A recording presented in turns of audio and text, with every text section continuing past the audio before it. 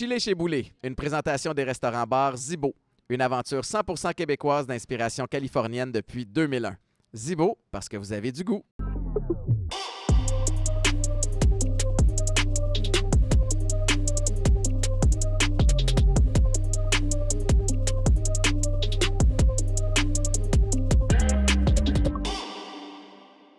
Bienvenue à un autre épisode de Chili chez Boulet. Très, très content de vous retrouver. Puis avant de présenter mon invité de marque, je suis très, très fier de l'avoir avec moi aujourd'hui. Vous remarquez qu'on est dans un univers qui est un peu différent de celui de d'habitude. On est chez Zibo à Saint-Bruno présentement. Les restaurants Zibo, il y en a 8 à travers le Québec. Je suis certain que vous êtes familier avec cette chaîne de restaurants-là. En tout cas, nous autres, on l'est dans la famille. Un spot qu'on privilégie quand les rares fois où Make-up et moi on décide d'aller souper. Saint-Bruno ici, ils me connaissent parce que je suis venu manger ici avec les filles récemment. Mais bref, super bel endroit. Ceux qui ne sont pas familiers avec Zibo, le type de cuisine, c'est de la nourriture californienne haute en saveur et en couleur. Ceux qui aiment l'alcool aussi, grande variété de cocktails, carte des vins qu'il y en a pour tous les goûts. Salade, pizza, pâtes, des desserts extraordinaires. Fait que merci à Zibo de nous accueillir. On va avoir 2 épisodes avec ce nouveau partenaire cette saison-ci. Encore une fois, je veux remercier Éducalcool qui est... c'est drôle de parler de carte des vins, puis après ça, de switcher à Éducalcool. Éducalcool qui est partenaire de l'émission, évidemment, qui... ne moralise pas les gens, ont changé un petit peu leur fusil d'épaule récemment, puis encourage les gens à se questionner par rapport au rapport qu'ils ont avec l'alcool. Alors, Zibo, Éducalcool, merci infiniment de faire partie de ce beau projet-ci. Les messages sont faits. Je reçois Michel Lacroix aujourd'hui. Tiens, bonjour. Michel, merci d'avoir accepté. Ça fait énormément plaisir. Michel, tu n'as pas besoin de présentation. Tu es la voix du Canadien depuis 1993. Tu as commencé une belle année. Oui, tout à fait. Ça a commencé fort parce que je veux qu'on en profite aujourd'hui pour... je veux apprendre à te connaître un petit peu plus au-delà du sport, mais évidemment, les communications font partie de ton quotidien, pas juste depuis 93. Tu as commencé dans les années 70. Effectivement. Puis, j'ai commencé en 75 à CKC. La belle époque des amateurs de sport, qui était animée par Claude Mayotte. J'étais avec André Côté, qui est devenu éventuellement la voix des Nordiques. On avait une équipe absolument extraordinaire. Et CKC, à l'époque, était la station des stations avec 1 million d'auditoires. C'était absolument phénoménal. Alors, pour un petit gars qui arrivait dans le milieu des communications à 21-22 ans, tu dis quelle belle porte d'entrée que celle-là. C'était extraordinaire. Puis tu as fait tes classes rapidement parce qu'on t'a rapidement fait confiance aussi pour des soirées de remplacement. Oui, j'ai commencé 74-75, peut-être un petit peu même avant. J'ai été l'annonceur, par exemple, du National de Laval, où j'ai annoncé des noms comme Robert Sauvé, Mike Bossy. De là, je me suis retrouvé à la demande de Claude Mouton avec les Canadiens de Montréal. En 1977, c'était mon premier match, Canadien Maple Leafs. Et j'ai fait ça de 77 à 82-83. Après ça, je suis allé sur la route avec les Canadiens. Mais j'avais aussi, entre-temps, eu un bon épisode qui s'appelait les Jeux olympiques de 1976. À 22 ou 23 ans, j'étais l'annonceur du stade. Alors, quand même, un beau petit défi. Dis-moi, c'est-tu le match en 77 ou ton premier match où il y a une bagarre qui a éclaté? Première période. Raconte-moi comment ça s'est passé, ton baptême de feu. Mon premier match, effectivement, Claude me dit on va voir ce que ça va donner parce qu'on avait demandé à Claude de s'occuper de la galerie de la presse. Claude était là depuis des temps immémoriaux. Alors, parfait. Moi, j'arrive un peu fringant, 22-23 ans. Bang! Et là, quelle équipe! C'est extraordinaire. Lafleur, Lemaire, Dryden était dans les buts avec Michel Larocque. Une équipe exceptionnelle. Je m'installe, première période, tout nerveux, tout pimpant. Bang! Les 10 joueurs sur la patinoire, bagarre générale. Là, c'était le Canadien contre qui, là? Toronto. OK. Écoute, c'était Darryl Sittler, Lanny McDonald, Boris Salming, Boutette, Valiquette. Et là, la bagarre éclate. Mon bon ami depuis... Serge Chavard est sur la patinoire, se fait casser le nez parce que Turnbull le retenait. Pat Boutette était passé à côté. Paf! Pour un soccer punch, bang! Casse le nez de Serge. Bref, ça a été ma première période. Je l'ai passé assis dans les marches derrière le banc des pénalités. Il y a un peu de place. Il y avait trop de monde. Il y avait trop de monde. Et là, je me souviens, le téléphone à portée de main, c'est Claude qui me téléphone depuis la galerie de la presse. Il me dit Welcome in the NHL. Et Extra. c'est comme ça que ça a commencé. C'est fou. Fait, tu pars avec des émotions fortes. Ah, bang, comme ça. Et ça s'est terminé 3-3. OK. Parce qu'on avait encore, à l'époque, des matchs nuls. Mais, tu sais, Canadien-Toronto, rivalité extraordinaire. T'avais quel âge à cette époque-là? 22, 23. Fait que là, tu retournes 22. chez toi, tu te pinces. Ah, et tu dors pas pendant 2 jours. Savais-tu, avec les noms que tu voyais sur la patinoire à ce moment-là, que ces gars-là allaient passer à l'histoire, tu sais? On se doutait que des joueurs comme Dryden, des gars comme Lafleur, Ouais. Serge Savard étaient déjà ultra dominants. Larry Robinson, le Big Three, Guy Lapointe. Tu avais des gars comme Jacques Lemaire, tu avais des jeunes joueurs fringants, Dougie Rice-Brown, Mario Tremblay. Là, tu te dis, mais... Et de l'autre côté aussi, tu voyais des joueurs comme... Tu savais que des joueurs comme Lanny McDonald, puis Darryl Sittler, puis Borje Salming, c'était vraiment des joueurs plus grands que nature. Ouais. Tu savais qu'il y avait des joueurs qui se démarquaient un peu partout dans la Ligue à cette époque-là. Tu dis, wow, quelle opportunité, quelle chance. Tu commences avec une situation qui sort de l'ordinaire. Après ça, est-ce que c'est dur de s'installer puis de... Tu sais, est-ce que tu as eu... Évidemment, tu as vécu d'autres émotions fortes. Oui, mais tu sais, c'était surtout de ne pas tomber dans le piège de vouloir imiter ce que Claude faisait. Tu peux arriver... Tu sais, Claude avait un style bien particulier. Les gens vont se rappeler quand Claude était aussi l'annonceur des Expos de Montréal avec son fameux John Boccabella. Tu vois. Il mettait sa couleur, là. Oui, tout à fait. Et ça faisait... Je dis, ça faisait du bien parce que c'est quand même un peu sévère, tu sais, les annonces qui étaient faites à l'époque. Alors ça a vraiment aidé. Et puis, je suis arrivé, mais j'annonçais pas Serge Savard ou Guy Lafleur comme Claude le faisait. Ben oui. Alors, il fallait trouver une façon, tranquillement, pas vite, de s'embarquer progressivement là-dedans. Avais-tu un plan? Est-ce que Pas vraiment. C'était surtout beaucoup plus instinctif. Ouais. Tu vois, j'avais fait les Jeux olympiques aussi. Alors, les Jeux olympiques, il fallait que ce soit vraiment neutre et vraiment très protocolaire. Et ça, il n'y avait pas de problème. Mais j'avais aussi, quand j'avais annoncé le National de Laval, c'est avec Michael Bossy. Bon, là, on commençait déjà à trouver des un petit peu points, des petits bribes de boxe, là, quasiment. Là, à peu près.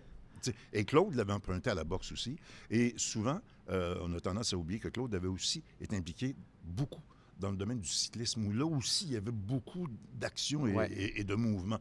Alors, tout ça mis ensemble, tu arrives avec une espèce de recette. Tu te dis, bon, ben, OK, comment on va annoncer?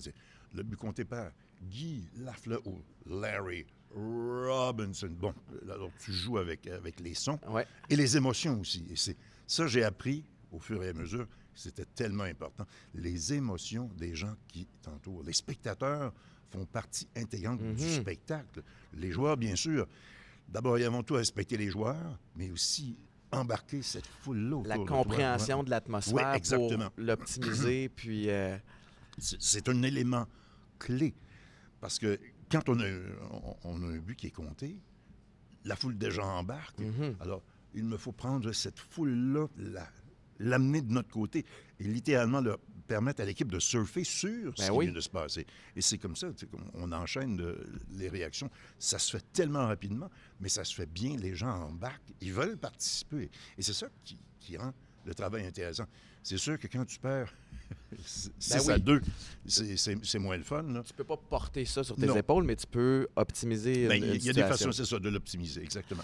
Ça a commencé fort quand même. On parle de ton premier match avec la bagarre générale. Ensuite de ça, 1993, première année comme annonceur régulier. Quand on arrive avec... Coupe Stanley.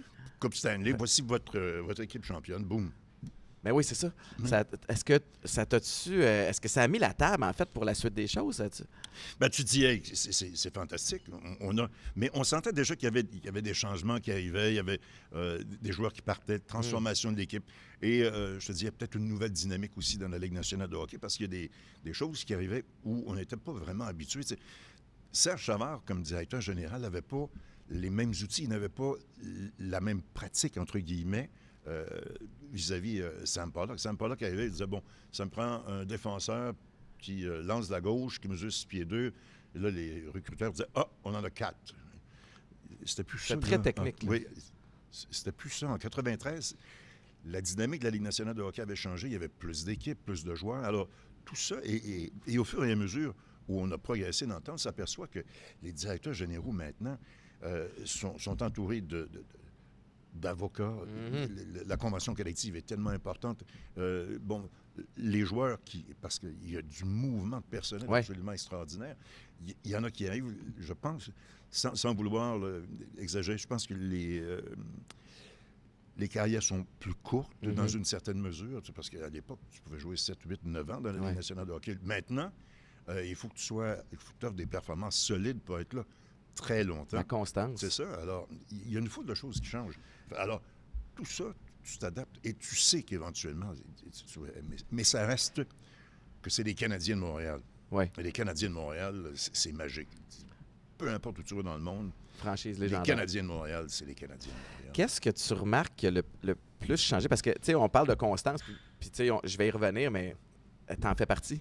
Aussi, tu sais, dans un monde qui a été et qui est encore en constante évolution, ce monde du sport-là, avec ton œil de gars qui baigne là-dedans depuis longtemps, c'est quoi le plus gros changement, justement, en termes de direction de franchise? On le sait, le Canadien, les années glorieuses, outre, tu sais, il y a quelques saisons, pendant la COVID, avec les différentes structures de division, mais c'est... Le changement majeur que j'ai vu, là, de 77, si tu veux, à nos jours, au Forum, à l'époque, je regardais autour de moi, je pouvais presque te dire le nom des gens qui étaient autour, parce qu'on les connaissait.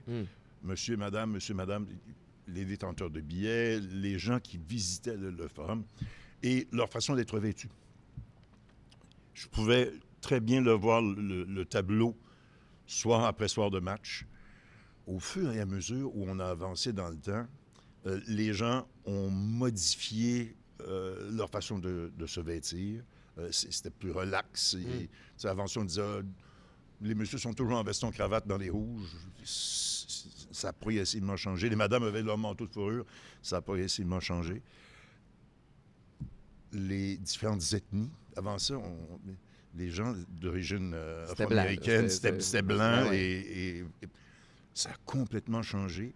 Les gens, l'âge des personnes, les grands-pères arrivent maintenant avec leurs petits-enfants, garçons et filles, même chose. Alors, c'est un changement radical, ce qu'on appelle le bowl, là où, si tu veux, la section rouge, là, le nombre de personnes qui sont là, le nombre de personnes qui, aujourd'hui, endossent le chandail de leur équipe préférée, les Canadiens, et du club visiteur, parce qu'il y a beaucoup de Québécois qui évoluent à l'étranger. Alors, je te donne un exemple.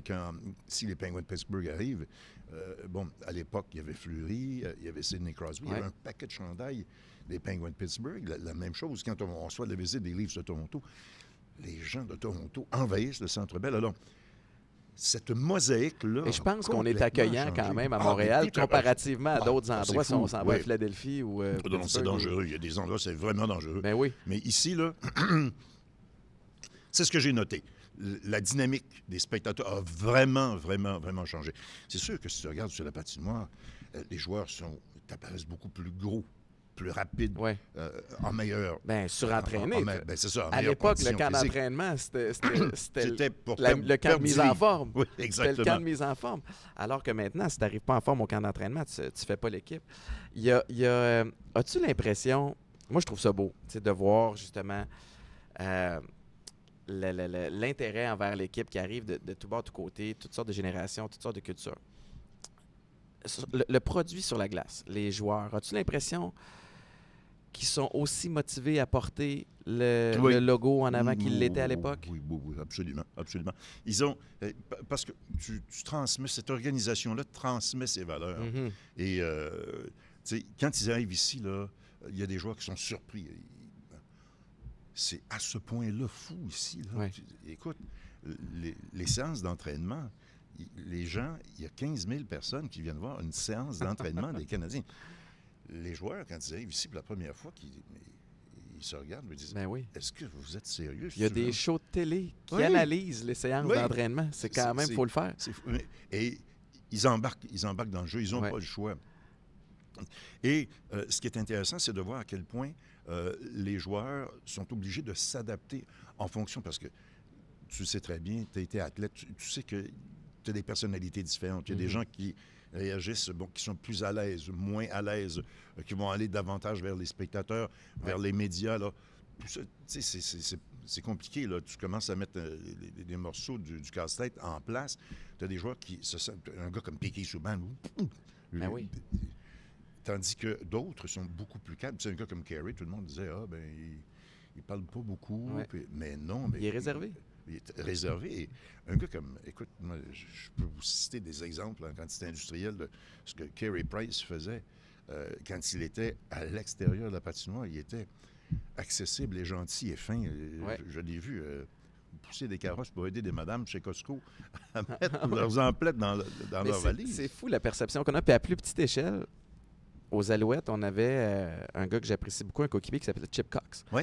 Et Chip, pas particulièrement intéressé à parler aux médias. Il le faisait, mais très, très timide, en fait. Et je me souviens d'avoir eu des gens de l'extérieur qui disaient « Voyons, Chip, il est bien bête. » Mais au contraire, dans le vestiaire, volubile au bout, super drôle, prankait les gars. Les caméras, c'est pas fait pour, tout le monde. Exact. Oui. Effectivement, on n'est pas tous des Piquet Souban aussi qui se nourrissaient de ça. Aussi, puis moi, l'épisode Piquet Souban, je l'ai apprécié d'un œil amateur. Ça a amené de l'attention. Je pense effectivement qu'il y a des jeunes aussi qui se sont reconnus en lui, qui en ont inspiré beaucoup. Après ça, il y a toute la dynamique d'équipe qui vient après ça. Mais je veux qu'on parle de toi un petit peu, Michel, parce que ta longévité dans le domaine est impressionnante. Puis, y a-tu une période où tu sais, la monotonie embarque, puis tu tannes un peu? Comment tu fais pour rester je ne sais pas, mais j'ai du plaisir encore. Ouais. C'est ce qui est important. Et tu vois, ça va faire 47 ans bientôt que j'ai annoncé mon premier match dans la Ligue nationale de hockey. J'ai fait le tennis pendant peut-être une trentaine d'années. Ça fait 35 ou 36 ans qu'on fait le PGA Tour le golf. À RDS. C'est renouvelé. Je me dis, la journée où je n'aurais pas de plaisir à faire ça, je suis aussi bien d'arrêter. Mais jusqu'à tout récemment, il y avait Jean-Paul Chartrand, senior, qui avait 91 ans. Et à toutes les fois qu'on le croisait à RDS, il était souriant, il parlait à tout le monde. Puis là, il s'intéressait les moindres petits détails de telle carte de boxe. Mais c'est la même chose. Avant nos matchs de fin de semaine du Super Bowl, à 7 heures le matin, mes notes sont prêtes pour le match qui s'en vient. Et je jette un coup d'œil, bien sûr, sur ce qui se passe du côté du PGA Tour. Je regardais c'est une grosse fin de semaine. Mais tu sais, il y a plein de choses. Et c'est un domaine qui est passionnant. Ouais. L'information sportive, parce que tu peux déborder des cadres statistiques, puis regarder une foule d'autres choses. Et tout ça, il y a des points d'intérêt continuellement renouvelés. Et ça, t'embarques dans le bateau, tu te dis, bon, pas tout connaître les statistiques de tous les joueurs, mais toujours être à la fine pointe de l'actualité, de dire, ça m'intéresse, ça m'intéresse. C'est être curieux. La journée que tu n'es plus curieux, là... Bien, c'est sûr que ça devient plus ardu de faire tes recherches parce que, outre la passion, outre d'aimer ce que tu fais, tu livres la marchandise aussi, clairement, parce que j'en sais quelque chose, le domaine des communications, c'en est un aussi qui est pas toujours stable. Et évidemment, tu es bon dans ce que tu fais, tu es excellent dans ce que tu fais, tu as beau avoir la passion, as-tu une discipline? Parce que, tu sais, d'une journée à l'autre, je comprends la passion, la motivation, mais, tu sais, ça te prend... Je suis peut-être le gars le moins discipliné au monde. Non, moi, je suis un électron libre. J'ai de l'air d'une boule de Pac-Man. Ben voyons donc, ça m'étonne. Non. C'est sûr que, il y a des choses importantes. OK, je prépare mon match, et les annonces pour le match des Canadiens, parfait. Je prépare mes notes pour... tournoi des maîtres, disons, à RDS, boum, c'est prêt, il n'y a pas de problème. Mais le reste du temps, je peux me perdre en quelque part sur Internet, aller voir le résultat d'un match de football australien quelque part, et tout d'un coup, oups, l'information générale, tout m'intéresse. Telle tourne, tel film, j'ai telle affaire que Je vais aller voir sur Internet.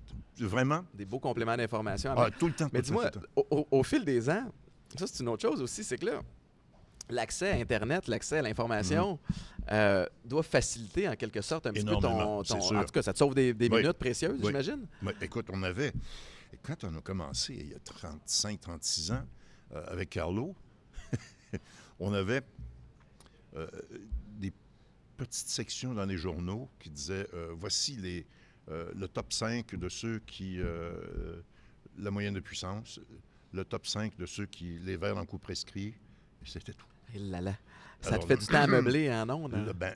Et non seulement ça, mais là, ça nous obligeait véritablement à fouiller et carrément aller chercher les bribes d'informations auprès de manufacturiers de bâtons, auprès des cadets, auprès des organisateurs d'autonomes, pour aller chercher le maximum d'informations. Tu en avais à gauche et à droite. Et là, effectivement, quand tu es en ondes 3 heures de temps... Hey, c'est ça, c'est quand il faut que tu trouves de quoi... Tu vas marcher, là, bon, tu te dis, bon, mais Tiger Woods, oui, OK, tel type d'élan. Tandis que là, écoute, c'est phénoménal. La montagne, et là, il faut faire le tri. Et c'est presque devenu ça, le plus important, de faire le tri dans la montagne d'informations. Ouais. Laquelle est pertinente? Quelle information est pertinente? C'est ça, exactement. Et je pense que c'est davantage ça notre rôle maintenant, d'arriver et de dire, bon, ben, laissez faire ça, là. Ça et ça. Oui. Pourquoi? Moi, et souvent, l'échange que j'ai avec Carlo ou peu importe avec qui, dans quelque discipline que ce soit, moi, je suis le présentateur. Moi, je ne suis pas celui qui est l'analyste. Mm-hmm. Moi, je vais... la table, OK, nous sommes à tel endroit dans le cadre de... Voici ce qui se passe, voici les couleurs, nous sommes... Parfait. Étienne. Tu as été joueur de football. Qu'est-ce qui arrive quand tu es planté, c'est l'hymne national? Comment tu ressens cette pression-là? Et c'est tu es joueur de centre. Ben, c'est ça. Tu distribues, mais il faut que tu contrôles aussi. Puis tu es la base, la fondation. Mais je te dis, je ne nommerai pas, mais j'ai un producteur délégué qui avait dit, c'est tellement simple. Les analystes vont analyser et les commentateurs vont commentater. Wow! Mais c'est ça, ça revient à ça quand parce même. Que la journée où le commentateur met le pied de l'autre côté et commence à faire l'analyse, ça ne fonctionne pas. Oui. Ça ne fonctionne pas parce que là, tu viens de faire le travail de ton analyste, alors que ton travail, c'est plutôt que de imaginer ce que les personnes dans leur salon voudraient poser comme question à Étienne sur le déroulement du jeu. Et c'est ça qui est important. J'amènerais une coche plus loin aussi. C'est que tu es un expert. L'analyste que tu as en ondes est un expert aussi. Certains des auditeurs, des téléspectateurs sont experts aussi, connaissent beaucoup, mais tu dois parler à plusieurs personnes différentes. C'est-à-dire que moi qui connais moins ça, ma mère qui connaît moins ça, tu veux l'accrocher elle aussi, puis tu veux quand même rassasier ton expert. Fait que est-ce que j'imagine que c'est un art qui se travaille, mais de trouver ta façon de vulgariser c'est ça. Sans parler en bébé au monde. Exact. C'est peut-être être équilibriste comme quelqu'un du ciel du soleil, mais et tu ne veux pas justement lasser l'expert qui t'écoute, qui va dire, bon, hey, voyons là, il y a quand même une limite là. Et la personne qui est complètement ignorante de la discipline. C'est pas facile, mais ça se fait. Ouais. Et ça se fait dans le respect de ceux qui t'écoutent. Et ce qui est important, je pense, c'est de transmettre l'information et de le faire sobrement. Tu peux. Tu as différents styles et tu as différentes façons de faire selon les différentes disciplines sportives que tu fais. Parce que tu as un pattern pour le hockey, tu as un pattern pour le football, tu as un pattern pour le golf. Quand j'ai fait le patinage artistique, je l'ai fait pendant 3 ou 4 Jeux olympiques, puis j'ai fait des championnats du monde. On ne parle pas parce que la musique est là. C'est un élément clé de la présentation. Parfait. Tu peux donner quelques petits détails, mais très peu. Et après, tu dis à ton analyste, Alain Goldberg, avec qui j'ai travaillé, ou autre, bon, ben Alain, la note est de X. Pourquoi? Réussi? Non. Pourquoi? Oui. Ah, bravo. Le degré de difficulté, c'est quoi? Alors, là, OK, parfait. Alors, c'est toujours cet équilibre-là qui fait en sorte que... Ben, écoute, et savourer... Et là, mon rôle, c'est d'arriver et de dire, bang! Isabelle Brasseur, Lloyd Eisler, médaille de bronze. Parfait. Ça j'ai le droit de le dire. Ça, c'est mon travail de le faire. C'est un beau luxe, ça. Mais les informations que ton analyste vient de te donner font en sorte que, moi, je peux vous dire que ils sont troisième. Ouais. Première médaille de bronze du Canada à cette compétition depuis X temps. Et là, tu le remets en perspective. Et à partir de là, tu passes à l'autre étape. C'est vraiment intéressant. Ta carrière t'a amené à participer à toutes sortes de choses, entre autres une expédition ça, c'est... sur le mont Everest. Oui, ça a mal viré. Ça fait quand même... j'ai repensé l'autre fois, ça fait quand même... de 1982. On a eu... Ça a été un succès dans une certaine mesure. Qu'est-ce que c'était? Peux-tu nous situer? C'était la deuxième expédition canadienne de l'Everest. Okay. C'était commandité par Air Canada, qui, en quelque sorte, à cette époque, ouvrait ses communications vers les destinations en Asie. Et on a profité de ce fait pour aller du côté de Katmandou et du mont Everest. Puis il y avait aussi des télécommunications. On pouvait aller installer, je pense que c'était Téléglobe, qui allait installer des soucoupes paraboliques pour établir la communication avec... Des campements sur place. C'est ça. Et améliorer le domaine des télécommunications du côté du Népal. Okay. Alors, on a profité de ça pour aller là. J'ai passé un bon bout de temps là-bas avec mon bon ami John Ament, qui est celui qui a été à l'origine du fameux festival des films de montagne qu'il y a du côté de Canmore en Alberta. Wow. Depuis, et John Ament, et Marsh, et Laurie Scresslett, puis Morrow. Et on a perdu Blair Griffith, un caméraman, et 3 Sherpas dans cette expédition-là. Qu'est-ce qui s'est passé? Une avalanche, tout simplement. C'est très instable. Le camp de base, cette année-là, avait été très instable. Puis, c'est un enchevêtrement de blocs de glace. Et puis, où ça bouge, où ça bouge pas. Mais là, ça avait été statique pendant une période X. Et quand le mouvement s'est fait, bang, le cercle de glace est tombé. Puis, t'étais où à ce moment-là? Moi, j'étais à Katmandou quand ça s'était arrivé. Et puis aussi rendu évidemment au camp de base pour voir ce qui s'est passé. L'expédition a été remise en question. Finalement, on a continué et on a obtenu le succès de l'ascension. Puis après ça, on est revenu. Mais ça reste que c'est un test d'humilité assez extraordinaire parce que tu t'aperçois que l'Everest... Ça doit te challenger aussi, tu sais, à partir du moment où tu sais qu'il y a des vies qui ont été perdues. Absolument. Puis là, tu fais, mais qu'est-ce que je fais ici? Mais souvent, John Ament, qui était un des grimpeurs, nous envoyait des cassettes et la fameuse marche d'acclimatation pour se rendre jusqu'au camp de base. Il y avait un magnétophone et il racontait son état d'esprit. Il disait, bon, mais qu'est-ce qui va arriver si effectivement on a des pertes de vie? Qu'est-ce que? Pourquoi est-ce que...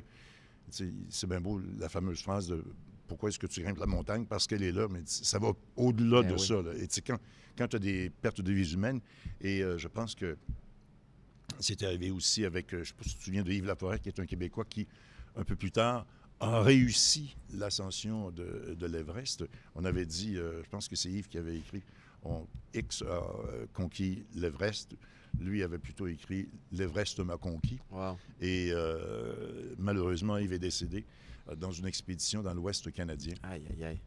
Mais tu sais, c'est un monde d'aventure. C'est vraiment quelque chose de tellement à part et tellement différent. Et de se retrouver aussi dans un contexte complètement différent.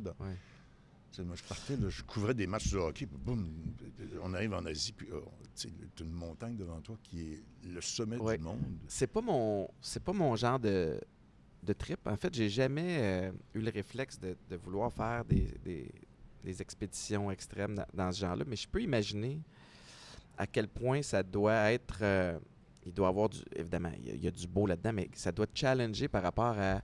On n'est pas grand-chose par rapport à cette mère nature-là. Entièrement raison. Fait que tu sais, peut-être que ça... peut-être, assurément que tu reviens avec une belle perspective. Maintenant, il y a clairement des... Mais tu ne peux pas, je pense, aller dans un endroit comme ça sans pour autant revenir un peu, changer. Ben oui. C'est impossible. Tu ne peux pas demeurer... J'ai même l'impression que ça doit souvent être l'objectif des gens qui participent à ça. Et souvent, tu reviens de là, tu te dis, j'ai effectivement changé. À quel point et de quelle façon? Libre à toi de l'imaginer. Ou tu vas traverser une période de deuil, ou tu vas traverser des moments d'euphorie. Les joueurs ou les athlètes qui remportent une victoire, qui sont aux Jeux olympiques, aux championnats du monde, ou qui connaissent des moments absolument exceptionnels, t'es au sommet. Ou, à l'inverse, ceux qui encaissent des défaites absolument épouvantables. Tu sors de là comment? Il y a une foule de facteurs qui entrent en ligne de compte, mais ça change aussi. Et tu vois, je pense que ce qui est triste un peu, quand tu regardes les expéditions plus récentes à l'Everest, où il y a 2 ans ou 3 ans, il y avait peut-être 80 personnes qui étaient en ligne pour monter au sommet. Je dis, ça n'a plus aucun sens. Ça, c'est complètement différent. C'est quasiment commercialisé. Là, c'est ça. Et c'est comme si tu me demandes, les Jeux olympiques moi, je pensais aux Jeux olympiques, j'étais un peu fleur bleue en 72, à Munich. Je faisais un peu de compétition. Là, tu te dis, ah oui, il y a ça, il y a ça, il y a ça. Tu arrives les Jeux en 76, tu as encore le statut d'amateur. Et là, tu arrives... dans les années 2000, c'est devenu une espèce de marché aux puces où les athlètes sont presque relégués au 2e, 3e plan. C'est ça. Mais c'est ça la différence. Tu te situes où et dans quelle perspective? Dans le portrait global. Puis, as-tu l'impression que il y a le volet business qui vient un peu teinter tout ça? C'est surtout ça? Tout le sport professionnel, maintenant, est carrément orienté par le dollar. Par le dollar. Il ne fait aucun doute. Et je dis tout sport, spectacle est carrément orienté de cette façon-là. Tous les aspects sont comptabilisés de A à Z. Il ne fait aucun doute. Tant mieux si plusieurs athlètes en tirent profit. Mais là, on est rendu dans la démesure. Quand tu payes des joueurs de baseball qui signent des contrats de 280, 300 millions, tu te dis « wow! » Et que tu vois les filles qui, dans la nouvelle ligue de hockey professionnel, gagnent 35 000 tu dis « bon, ben, où est ça n'a pas de bon sens. » Non, c'est ça c'est ce que je te dis. On est presque rendu... c'est le marché au plus. C'est drôle parce que je pensais à ça aussi récemment. J'ai plusieurs rêves et objectifs, puis j'aimerais un jour posséder une équipe, une franchise sportive, être propriétaire d'une équipe sportive. Puis, tu regardes le prix des transactions dernièrement, puis même l'évaluation du Canadien qui est à, je pense, 2-3 milliards. Oui, on est rendu à 2 milliards, 700 millions, je pense. Tu te dis, tu formes un groupe, tu achètes ça, ça va-tu continuer de monter encore ou on a un peu maxé? Tu sais, parce que on a... tu l'as bien nommé il y a quelques instants, mais c'est qu'on vient de croiser 3 choses. De un, le volet business, le volet sportif et le volet de divertissement. Et là, on crée un univers autour de ça. On ratisse large, on essaie d'attirer tout le monde puis créer toutes sortes de paliers de fans ou de fidélisation à travers ton équipe. Tu crées l'univers, évidemment. Bon, tu vends de la merch. On parlait des contrats de baseball. Là, je me souviens plus le nom du joueur asiatique là, qui vient de signer, je pense, 1 milliard. C'est extraordinaire parce qu'il ouvre un autre marché, celui d'attirer l'attention en Asie. Donc, tous les contrats de télé qui viennent... Fait qu'on ouvre les valves là-dessus. C'est parce qu'à un moment donné, ça ne peut plus monter, là, cette valeur-là. Mais, Étienne, quand on pense qu'on est rendu au pic, il y a quelque chose, d'autres choses qui arrivent. C'est ça. Et je te donne l'exemple du LIV au golf. Tu dis, bon, OK, une nouvelle ligue de golf professionnel, parfait. Et là, tu as quelques joueurs qui reçoivent combien est-ce qu'on va donner à Tiger pour... On a envisagé $1 milliard. Mais là, je te donne l'exemple, on est avec John Ram, à qui on a donné entre 400 et 600 millions de dollars pour jouer. Et ce même groupe se tourne vers la F1, se tourne vers le tennis. Alors, on change complètement la donne. Est-ce que tu vois ça d'un bon œil? Je t'avoue que j'ai un peu de difficulté. Okay. Et même aux Jeux olympiques, on entre des nouvelles disciplines. On multiplie les disciplines. Il parle même du touch football, là, ou le touch flag football, ou... au prochain jeu oui. de Los Angeles. Le breakdancing. On a parlé de mettre le bridge de jeu de cartes au jeu. Tout ça pour ramasser un morceau de la tarte qui devient de plus en plus importante et imposante, financièrement parlant. Mais est-ce que ça veut dire qu'on améliore la pratique? Est-ce que ça veut dire qu'on améliore le spectacle? Je commence à en douter un peu. Oui, je comprends. C'est... On est concentré sur l'attention. Où va l'attention? Quand on réalise que l'attention des gens s'en va à quel... Là, on veut essayer de l'intégrer, tu sais. Mais tout à l'heure, on parlait Parlons du Super Bowl. Bon, ben, c'était le 58e. Reculons pas loin de 10 ans. Bon, ben, de quelle façon est-ce qu'on envisageait la présentation du Super Bowl 48 comparativement au football, au Super Bowl 58? Taylor Swift n'était pas dans le portrait là, il y a 10 ans. On parlait davantage de tel élément, tel élément, tel élément. Mais le sport devient presque le 3e ou le 4e point d'importance à la présentation de cet événement-là. Alors, tu te dis... Puis, tu sais, Taylor Swift, les retombées économiques là, se calculaient autour de 300-400 millions en termes d'attention médiatique et autres.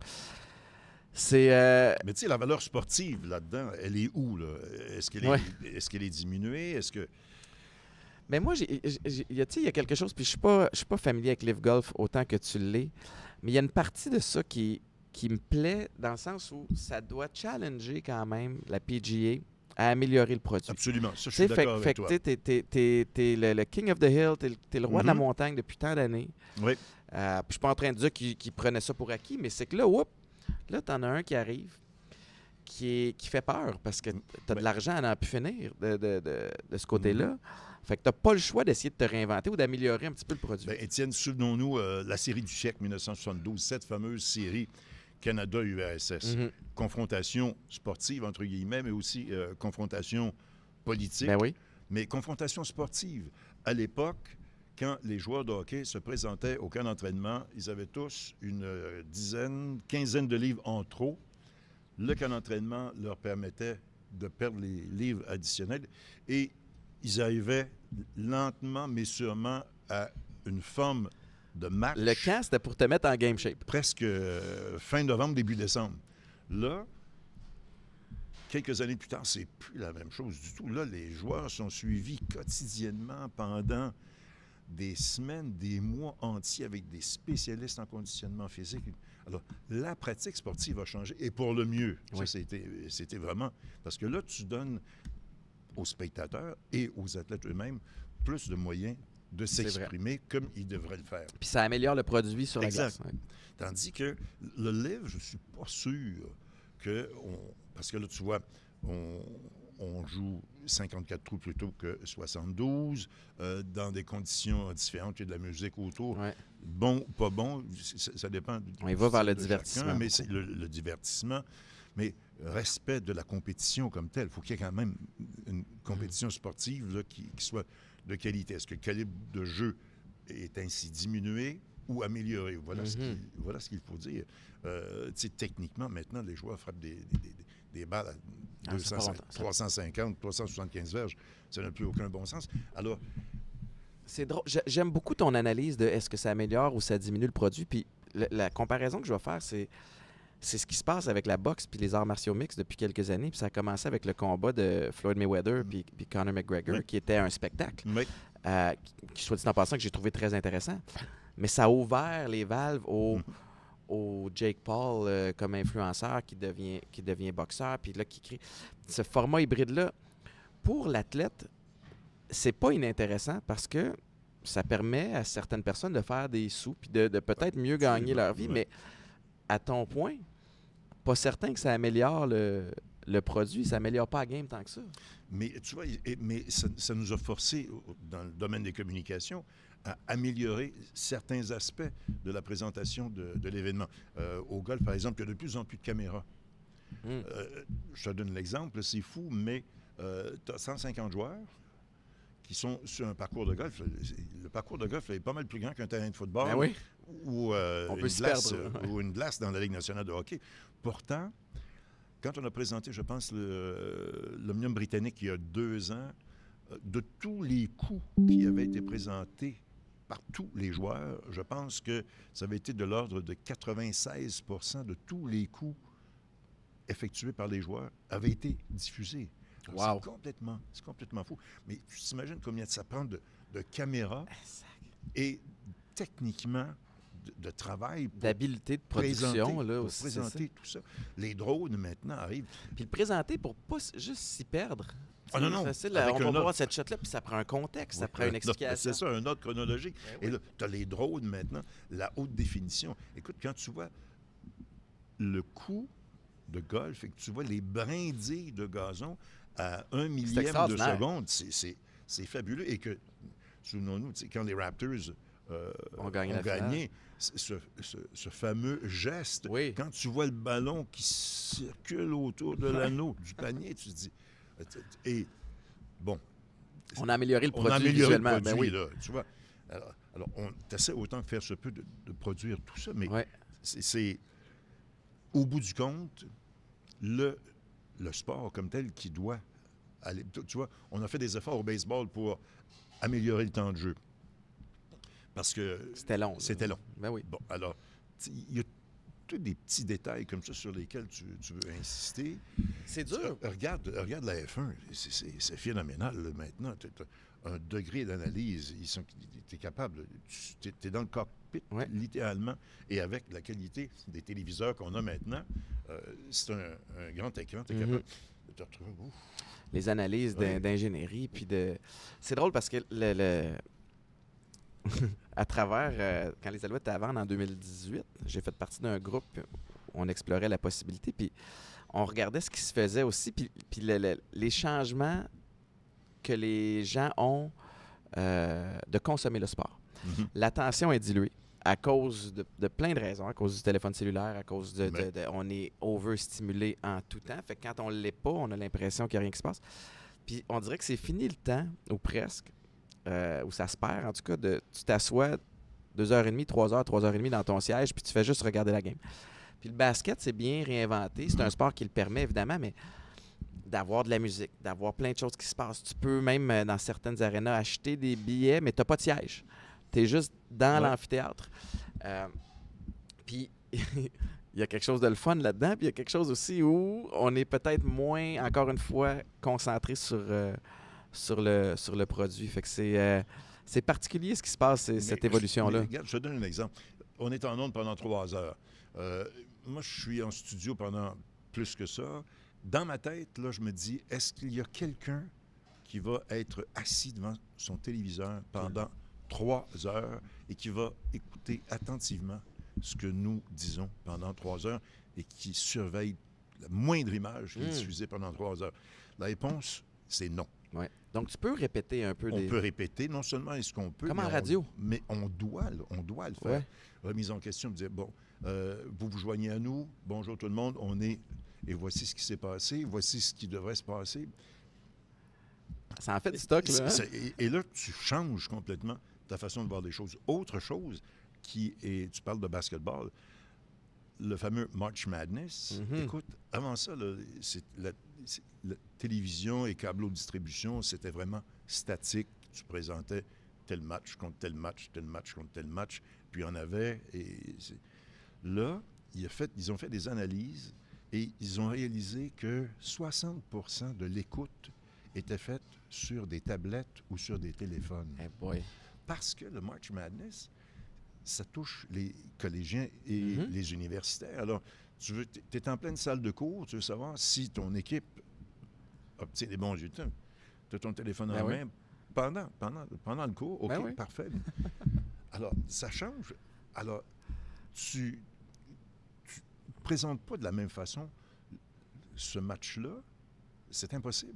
Il faut vraiment que tu changes toute la mentalité de présentation. Et tu le mentionnais, la musique entre en ligne de compte, il y a tel élément qui entre en ligne de compte. Alors, tout ça mis ensemble, quand on fait une présentation de match, quelle qu'elle soit, de quelque sport que ce soit, c'est vraiment de plus en plus pointu. Et là, tu dis, OK, on s'en va où avec ça? Ben oui. Pas sûr. Pas sûr. C'est ce que j'admire beaucoup, c'est ta capacité d'adaptation, puis ton intérêt aussi à améliorer. Mais on n'a pas le choix, Étienne, on n'a pas le choix. Et moi, il y a des choses qui me fascinent, puis je te donne un autre exemple. On est au Centre Bell. Évidemment que nous, on est scruté à la loupe. Voici l'utilisation du français comparativement à l'utilisation de l'anglais, les publicités, quel type de publicité, etc., etc. Et un des aspects qui est surveillé étroitement, c'est la musique. Et quand tu écoutes la musique qui est diffusée dans les événements sportifs, moi, c'est ce qui me fascine. Tu as je dirais peut-être un 10-15% de la musique là, qui est vraiment les plus récentes tunes que tu peux entendre sur le marché. Mais l'ensemble des tunes sportives remonte aux années 60, 70. C'est quand même des hallucinant. Classiques. Écoute, Satisfaction, c'était fait dans les années 60 par les Stones. C'est utilisé encore à outrance. Tout ce qui est fait de Queen, c'était la même chose. Tout ce qui est fait. Là, tu te dis, mais pourtant, c'est comme ça. Ouais. Tu es un passionné de musique aussi. Ben oui, On en parlait en dehors des ondes tantôt. Écoute, j'adore ça. Et ça, c'est une facette qu'on ne connaît pas de toi. Une espèce de vieux rocker. On est rentré ici chez Zibo, il y avait The Eagles qui jouaient, puis là, tu as tout de suite allumé, puis tu me parlais. Cette passion-là pour la musique vient de où? Écoute, quand on était étudiant à l'époque, on était des maniaques. Moi, j'arrive avec l'invasion britannique. C'est sûr que les Stones et les Beatles ont été les premiers, mais là, au fur et à mesure où tu avances dans le temps, tu as un paquet de musique qui entre dans le portrait de Jimi Hendrix à Emerson, Lake and Palmer, qui était pour moi un groupe légendaire, et The Doors avec Jim Morrison que j'adore, et plus récemment, c'est Guns N' Roses, Axl Rose, que je trouve phénoménal. Et je suis à côté de Vincent Aubry, qui est le DJ au Centre Bell, qui est mon voisin maintenant, parce que je suis plus au banc des punitions. Mais là, tu sais, bon, OK, c'est Black Sabbath, OK, parfait, AC/DC. Ah oui, t'avertis d'être dit à l'avance. Je les connais. OK, c'est ça. Mais tu sais, ça fait partie du quotidien. Ouais. Et pour autant que je peux écouter Charlotte Cardin, que j'ai présenté à quelques occasions, ou d'autres musiciens ou chanteurs, c'est vraiment, ça fait partie, ça aussi, ça fait partie du quotidien. C'est vrai, puis ça fait partie du sport aussi, à travers on parlait d'intégrer la foule puis de les amener aussi. Michel, question éducalcool. Pour toi, éducalcool qui challenge les gens à se questionner par rapport à l'alcool, puis ça ne sera pas une qui est en lien avec l'alcool. Je veux amener ça ailleurs, mais à travers toutes tes années, tout ce que tu as vécu à la fois au niveau personnel et professionnel, il y a assurément eu des moments plus marquants que d'autres. Certains positifs, peut-être certains négatifs. Quand tu fermes les yeux le soir, quels moments te reviennent le plus? C'est sûr que je me vois jeune annonceur, j'ai 22 ans. Je suis assis au Stade olympique de Montréal. Il y a 70 000 personnes qui sont autour de moi. Je commence ma carrière. Et là, tu es enveloppé par... Tu dis, c'est... Un vertige. Hey, c'est moi, là. Et là, je me souviens encore, quand je prenais la parole, on entendait une espèce de... ting-ting-ting-ting. Et là, c'était mon cue. Ouais. Là, OK. Et je me suis M. Arthur Takache, qui était le conseiller spécial de M. Rousseau, qui était le commissaire général des Jeux. Et il m'avait dit... On faisait des répétitions. Il dit, si tu te trompes là, il dit, c'est pas tellement grave. Il dit, quand tu vas être aux Jeux olympiques, souviens-toi qu'il y a 1,5 milliard de personnes qui vont entendre ta voix. Là, tu dis. Allô, la pression? Ouf. Et puis, tu sais, je repense à ça, puis je dis, c'est extraordinaire. Mais je repense aussi à des moments absolument extraordinaires. Quand on a fermé, quand on est parti du forum pour s'en aller vers le centre Molson, qui est devenu le centre Bell. sais, quand tu dis dernière minute de jeu dans l'histoire du Forum de Montréal. Ouf. C'est des frissons à t'entendre dire. Là, tu dis, OK. Là, tu dis, faut pas, trompe-toi pas. Ben oui. Quand Sakou est revenu au jeu, Ouais. tu sais, quand on a fait les moments spéciaux pour le décès de M. Béliveau, le décès de Guy Lafleur, tu sais, c'est... Ce que j'entends, Michel, c'est ça que vient me chercher, là. Tu veux être à la hauteur de ces moments-là. Mais il faut. Sinon... Et ce qui est extraordinaire, et c'est un des aspects que j'adore de ce métier-là, dans mon cas, c'est que c'est en direct. Mm-hmm. Tu n'as pas de marge de manœuvre. Ouais.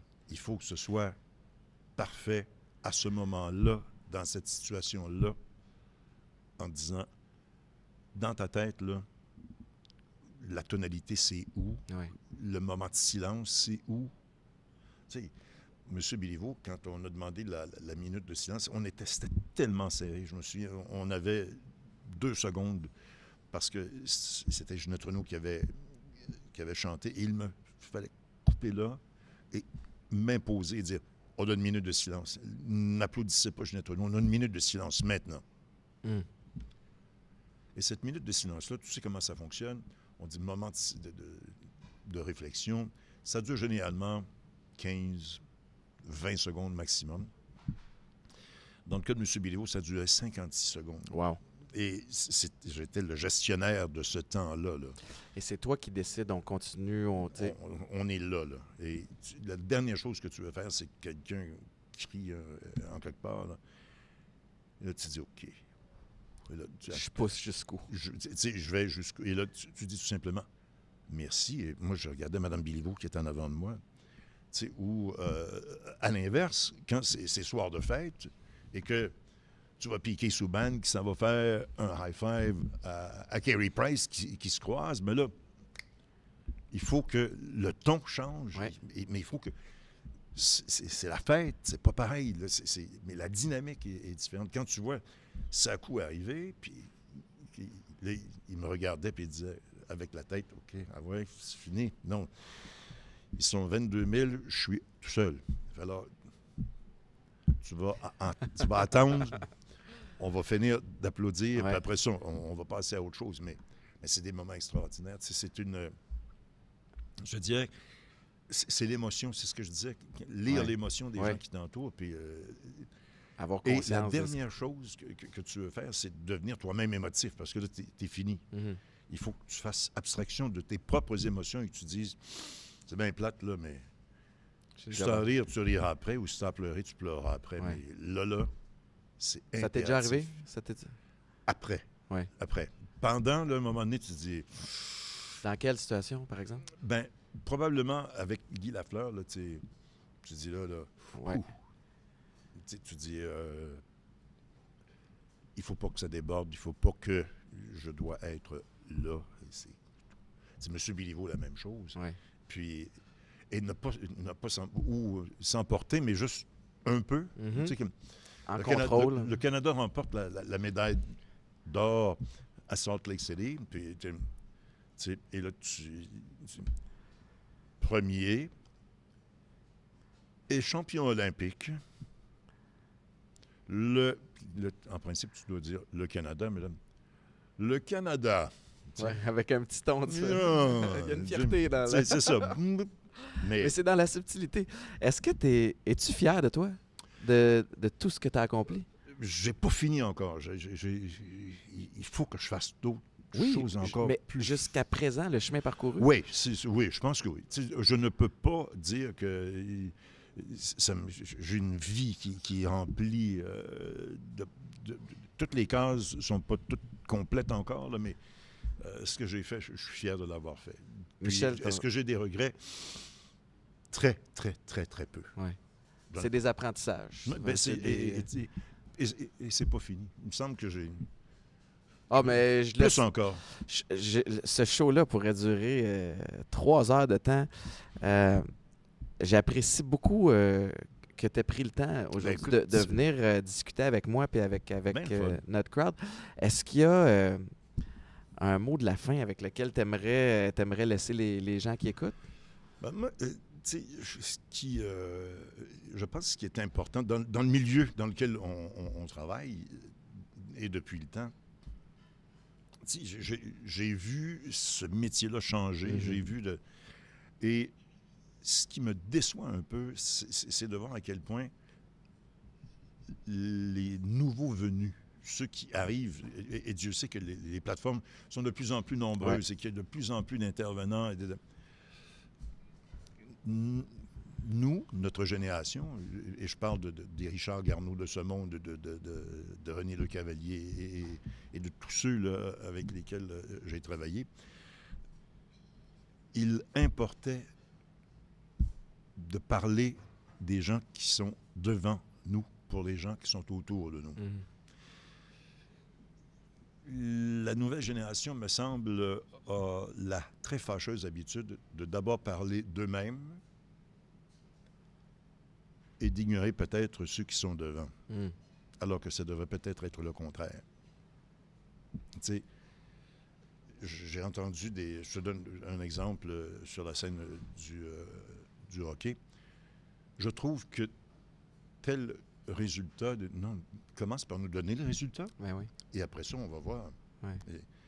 Ou entendre une critique de cinéma dire qui est en ondes depuis peut-être 3 mois, c'est le plus beau film de ma carrière. Donne-toi une chance. Donne-toi une chance. C'est devant toi et autour de toi. Après ça, on verra. Des bons principes de base à appliquer dans plusieurs domaines, d'ailleurs. Michel Lacroix, merci infiniment. Ça a été bien le fun. Merci J'apprécie, beaucoup. Puis on va être invité, assurément. Tu vas être un ami du podcast. Merci beaucoup. Je te souhaite une bonne journée. Merci au restaurant Zibo. Encore une fois, 8 restaurants à travers le Québec. Vous allez triper, aller manger là. Puis merci à Éducalcool aussi de participer à l'aventure. À la semaine prochaine.